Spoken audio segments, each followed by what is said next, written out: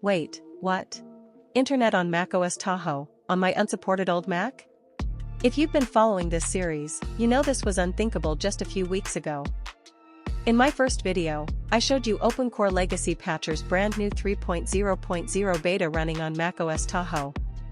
Back then, it was a complete disaster, no trackpad, no keyboard, no USB ports, basically, nothing worked. Then, in my second video, I shared some good news. The beta had improved. Trackpad started working, keyboard worked, USB worked, but internet? Still completely dead. And because of that, plus the fact that this is an unsupported OS, patch installation was impossible. But now, the game has changed. With USB ports functional, I plugged in a USB to Ethernet adapter.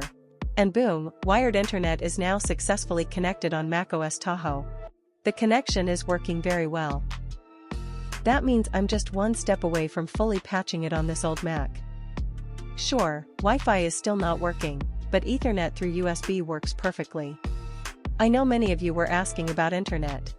So here is your update.